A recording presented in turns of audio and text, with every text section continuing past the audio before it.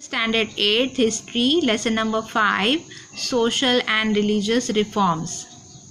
Along with spread of English education, what happened?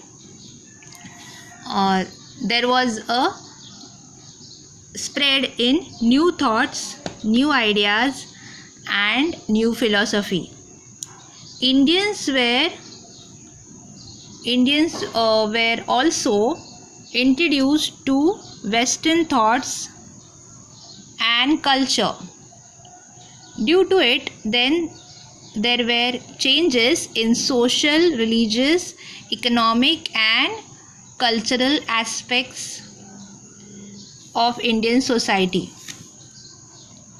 The modern educated Indians became aware that backwardness of India was due to superstitions, casteism, old customs, then class system, and lack of critical outlook. So this was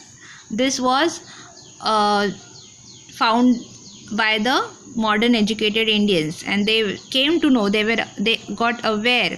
Aware means they came to know, they were knowing that this thing is there, that backwardness of India was due to this all reasons, that is superstition, casteism, old customs, then class system, and lack of critical outlook.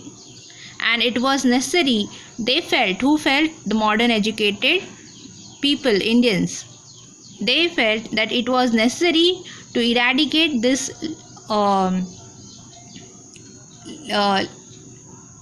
tendency for progress of country. So if it is very much needed to remove, eradicate means to remove this tendency of this all things, that is, if superstition, casteism, old customs, class system, lack of critical outlook, this should be removed, and create a new society. It was very much needed to create a new society.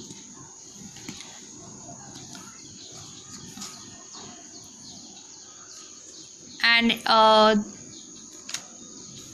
create a new society on which was based on the principles of humanity, equality, and fraternity. So this was the very much important points that to be focused on: humanity, then equality, and fraternity. Educated thinkers started social awareness, and through their writings to solve various problems in society. The intellectual awakening in the contemporary society is called Indian Renaissance. So the educated thinkers, they started this social awareness. Social awareness means awareness among the people. They started to remold the thinking of people during this period, and through their writings they were knowing that if whatever we are writing, the people those are learning, they will read it, and it will help them to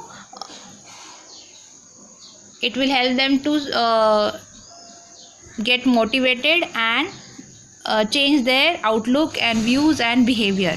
And so the intellectual awakening in the contemporary society is called Indian Renaissance. So this awakening is known as Indian Renaissance.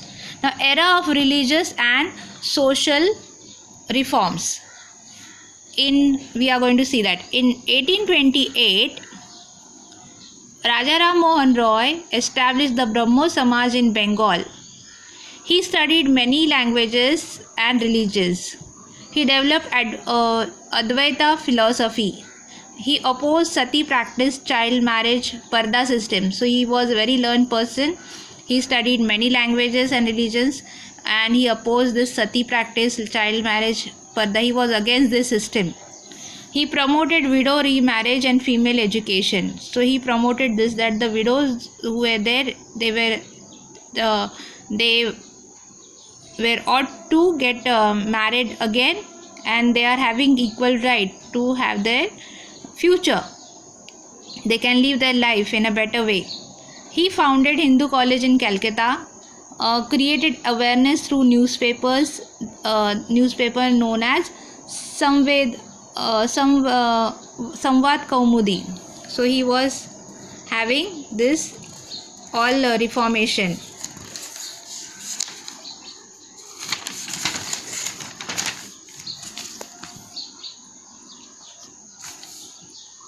In 1848,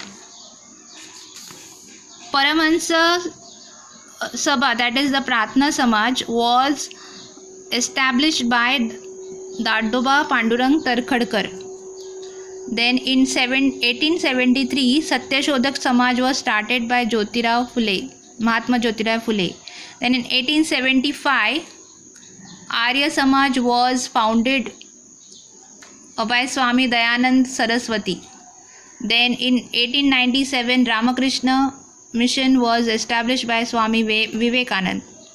And then the Mohammedan Literary Society was started by Abdul Latif among the Muslim community. So these all reformers, they participated in a very large scale, and what they did is that they contributed, their contribution for our reformation, social reformation, is very much considered, and they did many good things for the people, for the women, for the child, and they helped the society, they helped the people to rebuild their thinking, and with which the slowly the thinking and the behavior and the views and opinions and the mindsets of the people changed. So this is how there is this, if they would have not taken their step forward, it would be very difficult for the Indian people to come out of this dilemma of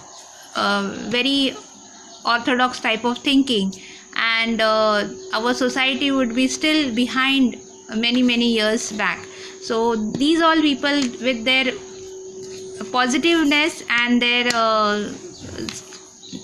efforts, they made it possible for the Indian society to change, and we try to have, now we are living in modern times, so we don't have that much narrow mindset. We are having a broad mindset, we are having broad outlook, we are looking forward for our betterment. So this is how this people's contribution is very much important for us. Study for you is go through the lesson and prepare for your exams.